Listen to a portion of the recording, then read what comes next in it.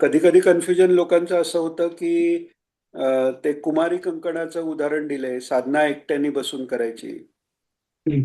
तर मग हे सगळ्यात एवढं सगळे एकत्र येऊन काम काय करायचं, अगदी म्हणजे महाराजांच्या अगदी जवळ असलेल्यांचं पण हे कन्फ्युजन आहे. ती लोक आपल्या म्हणजे महाराजांच्या या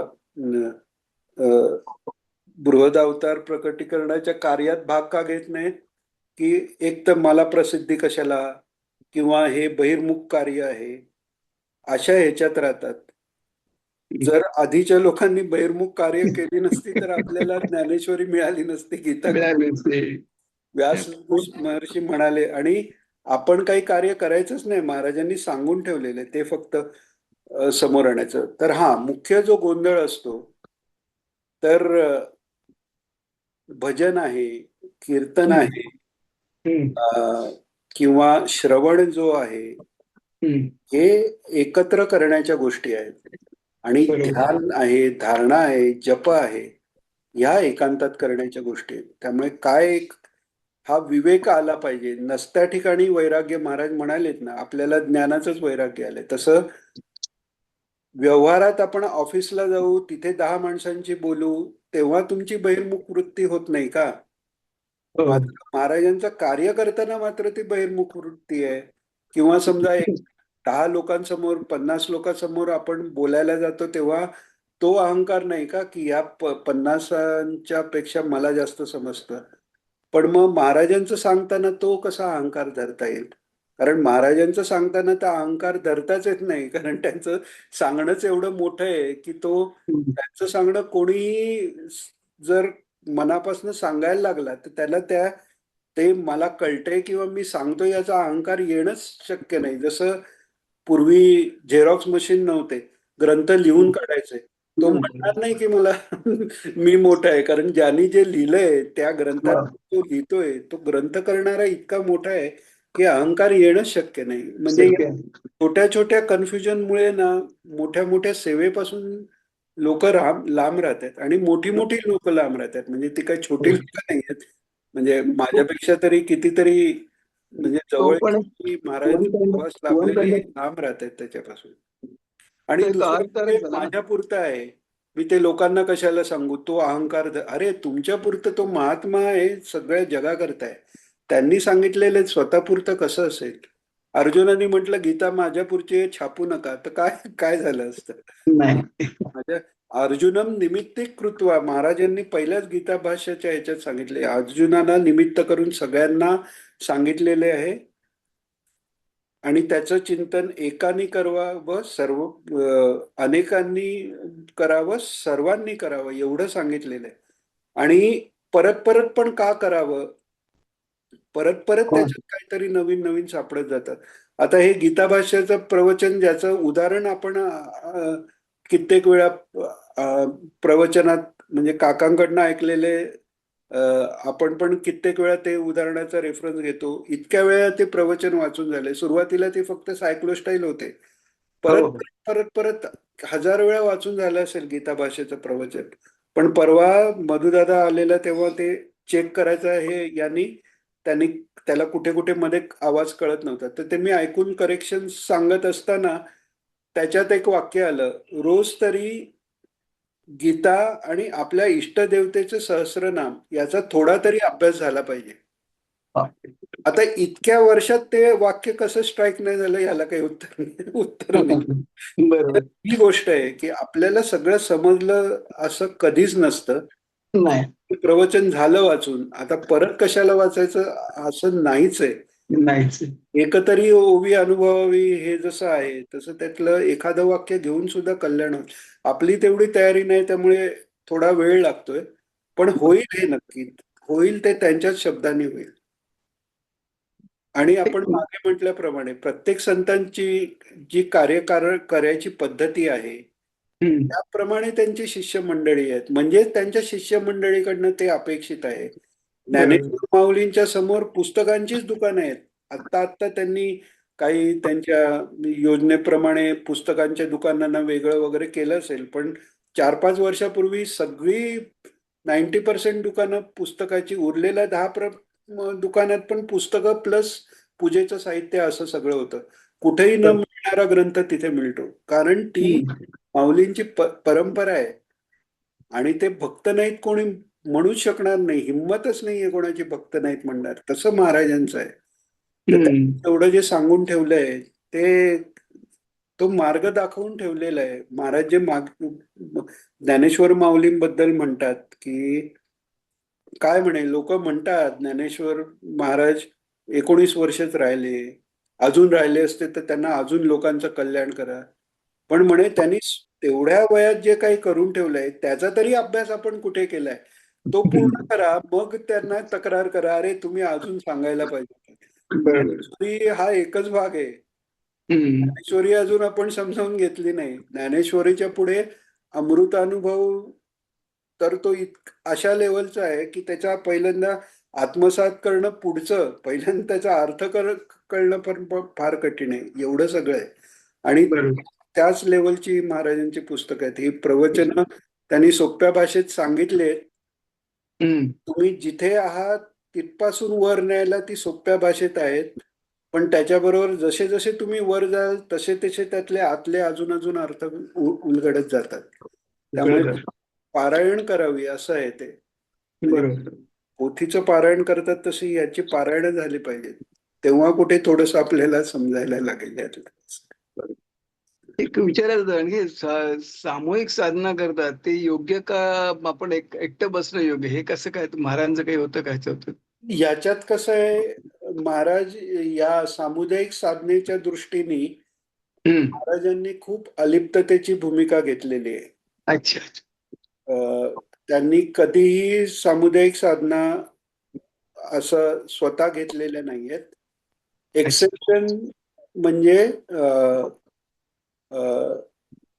हरेश्वरला त्यांच्या समोर आम्ही सामुदायिक साधनेला बसत होतो. आता ह्याच्यात विचार कसा करायचा की ज्या अदरवाईज लोक सामुदायिक साधना घेतात, म्हणजे काही काही याच्यात तर 5-5 हजारांना एकत्र दीक्षा वगैरे किंवा ऑनलाईन दीक्षा असे पण प्रकार सध्या आहेत. ते चूक आहेत बरोबर आहेत हा आपला काही प्रांत नाही. बरोबर आहे. ती दुसरा काय करतो मगाशी आपण म्हटल्याप्रमाणे तो बरोबर करतो की नाही पेक्षा आपण काय करावं हे बघायचं. तर जर अगदी आपल्या माहितीचे लोक आहेत, जसं आपण सत्संग कसं करतो सगळेच नाहीयेत, तर त्यामुळे चांगली वृत्ती असलेल्या यांनी एखाद वेळी ऑकेजनली हे करणं ठीक आहे किंवा ते उपयोगही पडू शकतं. पण मुख्य आहे ती रोजची जी साधना आहे ती आपण सगळ्यांना घेऊन करू असं नाही. शांततच व्हायला पाहिजे. बरोबर. त्यामुळे महाराजांनी एवढं एनकरेज केलेलं नाहीये कुठे. नाही, कारण मला एवढं माहिती आहे गुळवणी महाराज सामुदायिक साधना घ्यायचे. पण तेच आहे म्हणजे तिथे किती जणांनी आणि कोणाबरोबर हा वादाचा विषय होऊ शकतो. पण त्याच्यात थोडासा विवेक ठेवून काही लोकांनी जर काही काळापुरतं एकत्र करून केलं तर ठीक आहे. पण नुसताच रोजचीच साधना मी सेंटरला जाऊन करतो त्यांनी होत नाही. सेंटरला करण्याचा उपयोग कोणाला आहे की ज्यांना सुरुवात आहे किंवा त्याचं ध्यान लागत नाहीये म्हणा, तेव्हा सगळ्यामुळे त्यांचं ध्यान लागतं. पण जो पुढे गेलेला आहे त्यांना येणं जाणं किंवा तिथे गप्पा मारणं यातला जो वेळ आहे त्याच्यापेक्षा घरात बसून जी साधना होते ती चांगली होते. त्यामुळे साधना चांगली होत नाही त्यांच्यासाठी सामुदायिक साधना चांगली आहे.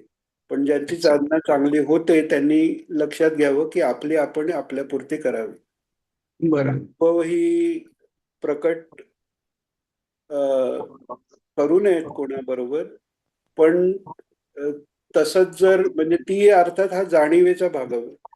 तसंच जर त्याच्याबद्दल कोणाला प्रश्न विचारावे असं जर कोणी असेल तर त्यांच्याबरोबर शेअर करायला हरकत नाही किंवा म्हणजे जे आपले अगदी जवळचे त्यांच्याबरोबर शेअर करायला पण हरकत नाही. पण कुमारी कंकणात ते पण म्हटलंय रसास्वाद म्हणून शेअर केलं जाण्याची शक्यता असते. म्हणून सर्वात पहिलं काय तर स्वतःची साधना स्वतःकडे. पण अर्थात बरोबर. त्याच्याबरोबर अजूनही आहे की काही ठिकाणं असतात की जिथे काही महाराजांचा विशेष आविर्भाव आहे किंवा हम्म. महाराजांचं समजा पादुका आहेत कुठे किंवा काही असं काही जर असेल हम्म. किंवा महाराजांच्या वापरलेल्या वस्तू आहेत, काठी आहे म्हणा, काही आहे म्हणा किंवा हम्म. काही असं किंवा आता औरवाडला मोठ्या महाराजांच्या दीक्षित स्वामी महाराजांच्या पादुका आहेत किंवा कोणाच्या घरी असू शकतील असं. हम्म. तर तिकडे जर विशेष हे असेल तर तिथे साधना करून बरं वाटतं. त्यामुळे किंवा फायदा होतो. त्यामुळे त्याला सामुदायिक साधना न म्हणता त्या जिथे विभूती जाणवते तिकडे जाऊन हम्म. केल्याने फायदा होतो हा भाग येऊ शकतो. पण बरोबर. शक्तिपात दीक्षा ज्यांनी घेतलेली आहे त्यांनी सार्वजनिक ठिकाणी शक्यतो न करणं बरं, कारण ते शक्तीचा आजूबाजूला ती ड्रेन होऊन जाऊ शकते. त्यांनी आपली शक्तीची लेवल कमी होते हाही भाग येतो. त्याच्याबरोबर दुसरीकडे जिथे जाते त्यांचं पण भलंच होतं असं नाही. कुठे काही वेडं-वाकडं पण होण्याची शक्यता असते. बरोबर. तर त्यामुळे बरोबर. सामुदायिक साधना करावी का नाही ह्याला दोन्ही उदाहरणं आहेत. जर सिलेक्टिव्ह हे असेल तर गुळवणी महाराजांचे व्हिडिओ आहेत बघा. हो. ठराविक लोकांना ते घेऊन त्यांना त्यांच्याकडनं ते साधना करून घेत आहेत. 5-7 लोकांना बरोबर. हा, अगदी नेमके. तर हो. तसं जर असेल तर हम्म. ठीक आहे. पण रोजच बसून सामुदायिक साधना करू तर तो मार्ग नाहीये. रोजची साधना ही आपली आपली एकट्याची व्हायला पाहिजे. बरोबर. अर्थात आपल्या कुटुंबातले जे आहेत किंवा अगदी हम्म. जवळचे जे आहेत ते आजूबाजूला असले तर काही म्हणजे ते त्या प्रारब्धानेच आपण एकत्र आहोत. त्यामुळे तसा काही हे होत नाही. पण तरीही एकट्यानेच करावी साधना असंच आहे. बरोबर. ए, मुदिता म्हणजे काय? काय? मुदिता म्हणजे काय? मुदिता मुदिता म्हणजे मोद म्हणजे आनंद. म्हणजे कोणाचं जर चांगलं होतंय किंवा आपल्यापेक्षा कोणाचं चांगलं होतंय हे बघितल्यात पहिल्यांदा आनंद वाटला पाहिजे की अरे आपलं नाही होत. आणि हे तर ना आपल्या ह्याच्यात जास्त म्हणजे महाराजांची कृपा आहे की कोणी जर चांगला साधक दिसला किंवा आपल्या बरोबरीचे पण किंवा आपल्या नंतर आलेले पण त्यांना जर चांगला अनुभव आला तर आतूनच आनंद होतो की अरे किती हा. महाराजांची. हो तर हो. ही झाली मुदिता की कोणाचं चांगलं होतंय किंवा कोणाला महाराजांचे अनुभव येत आहेत. आता काही लोक अशी पण असतात अरे त्याला अनुभव आला मला का नाही. तर मग ती मुदिता होत नाहीये. बेसिकच आनंद. कोणाला महाराजांबद्दल प्रेम वाटते म्हटल्यावर पहिल्यांदाच आनंद. हम्म. राधेचं सांगतात कृष्णाबद्दल आता काही काही गाण्यात वगैरे ते असं वर्णन आहे की राधे ते हिंदीत गाणे नाही राधा क्यू राधा कैसे ना जले ते लगान मधलं गाणं आहे. आता ठीक आहे ते राधाकृष्णाचं वर्णन त्यामुळे ते गाणंही आवडतं. पण राधा जळण्याचा प्रश्नच नाहीये. ज्याला ज्याला कृष्णाबद्दल प्रेम वाटतं त्याच्याबद्दल राधेला प्रेम. राधा तर म्हणजे सगळ्यांचंच म्हणजे भगवानच आहेत ते स्वतः त्या रूपात. पण ती हम्म. उलट कृष्णावर प्रेम व्हावं दुसऱ्यांना वाटतं याच्याबद्दल आनंद वाटणारी अशी ती राधा आहे. तर आपल्या महाराजांबद्दल प्रेम वाटते आणि त्याला त्यांचं दर्शन झाल्यावर तिकडे परत आपल्याला महाराज दिसले पाहिजेत. इतकं ते प्रेम आपोआपच वाटतं आपल्याला. तर ती मुदिता झाली. आपल्यापेक्षा जे श्रेष्ठ आहेत त्यांच्याबद्दल आनंद वाटणं आतून. वाटणं बरोबर. त्यांना आपलं सहाय्य काय होईल याच्यासाठी प्रयत्न करणं ही झाली मुदिता. मैत्री म्हणजे आपल्या बरोबरीचे. आपण आता सगळे मिळून हे सत्संग करतो किंवा भेटतो महिन्यातून. तर एकमेकांबद्दल आपोआप ते प्रेम वाटतं आणि एकमेकांना मदत करावी अशी आपल्याला जे कळलं ते त्याला सांगावं त्याला कळलं ते आपण समजून घ्यावं. हे जो आहे ती मैत्री झाली. करुणा म्हणजे जे अध्यात्मात नाहीयेत पण सात्विक जीव आहेत. त्यांना आपण कधीतरी म्हणजे अ, अ, महाराज आमचे महाराज आहेत त्यांच्या दर्शनाला या असं पण सांगू शकतो किंवा हे ही झाली करुणा. आणि हा. आपलं वाईटच करायला किंवा हे आहेत त्यांची उपेक्षा आहे कारण त्यांच्यात तुम्ही वेळ घालवता तेव्हा तुम्ही बाकी 3 जे आहेत की जिकडे आपली इन्व्हॉल्वमेंट आवश्यक आहे तिथला वेळ तुम्ही कमी करता, सद्गुरूंच्या स्मरणातला वेळ कमी करता. त्यामुळे तिथे साधकाला तर अपेक्षित आहे की उपेक्षाच असायला पाहिजे ती. पाहिजे, बरोबर. काय वेगळा अर्थ सांगितला. वेगळा नाही, महाराजांनी हाच अर्थ सांगितलाय. म्हणजे कदाचित तुम्ही वेगळा वाचला असेल, पण महाराजांनी सांगितलेला आपण जर वामन चरित्र जर वाचलं, हा वामन चरित्र त्याच्यामध्ये हे मैत्री, मुदिता, मैत्री, उपेक्षा, करुणा हे म्हणजे चित्ताचा लय करण्यासाठी गणदोष आपल्यामध्ये जर दोष उत्पन्न झाले तर त्या दोषाचा लय करण्यासाठी म्हणून वापरण्यात येतं असं त्यात उल्लेख आहे. बरोबर आहे ना, तेच आहे. असं उल्लेख आहे. हो बरोबरच आहे, काय चुकलं, तेच आहे. कारण चित्ताचा लय, आता मी काय सांगितलं, जर तुम्ही दुर्जनाची उपेक्षा नाही केली किंवा आपल्या बरोबरीच्या बरोबर मैत्रिणी नाही वागलात, आपल्यापेक्षा जास्त चांगले त्यांच्याशी मुदितेने नाही वागलात, आपल्या कमी हे त्यांनी त्यांच्याशी करुणेने नाही वागलात, तर तुमचं जगणं स्मूथ होत नाही, तुमचं मनाचे विचार स्मूथ राहत नाहीत. आपल्यापेक्षा चांगलं अच्छा. होतं त्याच्याबद्दल आनंद वाटण्याच्या ऐवजी जर असूया निर्माण झाली तर मनाचा लय बरोबर. कसा होणार? आपल्या मला वाटतं की म्हणजे बरोबर स्पर्धा वाटली, आपल्या बरोबर आता बरोबर वेगळं म्हणजे एक पॉझिटिव्ह दृष्टिकोन माझ्या लक्षात आला त्याचा. हा, कारण आपल्या बरोबरीच्या बरोबर स्पर्धा वाटली, बरोबर, हा पॉझिटिव्ह दृष्टिकोन लय लक्षात कसा आला होणार? चांगल्यापैकी. आपल्यापेक्षा जो कमी आहे तो कमीच आहे आणि म्हणजे ते स्टेटस सिम्बॉलने असे बघतात ना, त्यांच्यातला अंतर्यामी जर तुम्ही कळला नाही आणि त्यांच्यापासून लांब राहण्याची वृत्ती राहिली, लय कसा होणार? आणि दुर्जनांनी त्रास दिला त्याचाच जर विचार मनात राहिला, अमक्यानी, आपण मगाशी त्या उत्तरात जे पाहिलं, अमक्यानी मला असा त्रास दिला, हेच वर्षानुवर्ष तुमच्या डोक्यात बसलेलं आहे, तो परमात्मा बसेल कुठे? बरोबर, आता पॉझिटिव्ह विचार सांगा, हा विचार मला पटला आता. चालेल. आणि हे महाराजांनी भागवतात, तुम्ही जर ध्रुवचरित्र जर ऐकलं तर त्याच्यात पण सांगितलेलं आहे. देवी भागवतात ध्रुवाचा रेफरन्स देऊन मैत्री, करुणा, मुदिता, उपेक्षा सांगितलेले. उद्धवाच्या उपदेशात पण महाराजांनी मैत्री, करुणा, मुदिता, उपेक्षा सांगितलेले. भगवानांनी गीतेतही म्हणजे मैत्री, करुणा असं म्हणून, म्हणजे त्याच्यात चारही याच्यात आपण म्हणतो ना मैत्री, करुणा वगैरे, तर अशा यांनी गीतेत भगवंतांनी ते सांगितलेलं आहे अर्जुनाला. कशा करता? की मन त्याचं शांत होण्याकरता. त्यामुळे मनाचा लय व्हायला, बहिर्मुखी झालेलं मन आवरायला पहिला हा आहे. मैत्री, करुणा, मुदिता हे मध्यम भक्तांकरता सांगितलेलं आहे. उच्च भक्ताला असं आहे की सर्वत्र परमेश्वरच आहे आणि कुठेही आसक्त न होणे सांगितलेलं आहे. आणि प्राथमिक जो भक्त आहे त्याच्यासाठी मूर्ती पूजा आहे, तीर्थयात्रा करावी, हे सगळं त्याच्यासाठी सांगितलेलं आहे. याचा अर्थ वरच्या भक्तांनी ते करू नये असं नाही. प्राथमिक आहे ते त्याच्या सकट वरचा हा सगळा, हे जास्त महत्वाचं तेव्हा ठरतं, असं आहे. आता लक्षात आलं. बरोबर आहे. खूप छान, फारच छान माहिती, खूप सुंदर वेगळी माहिती मिळते. दादा, मला एक विचारायचं आहे की सामुदायिक आपण जे म्हणतो साधनेमध्ये, तर हा. जे 21 तासाची धून होते किंवा अशी सामुदायिक धून वगैरे होते, तेव्हा मग आपण काय करायचं? म्हणजे ते बरोबरच आहे ना? ती म्हणून मगाशी सांगितलं ना की कीर्तन किंवा एखाद्या सद्ग्रंथाचा अभ्यास, त्याच्यावरचं चिंतन,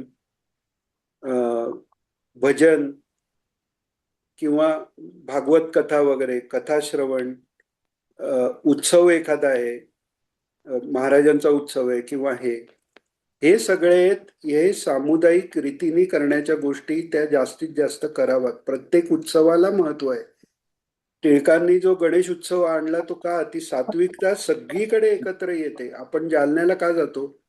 सगळी ती सात्विकता, सगळ्या अंतर्यामी महाराज तिथे जास्त, आपल्या प्रत्येकाच्या अंतर्यामी महाराज जास्त प्रकट होतात. हे संघशक्तीचं महत्व आहे.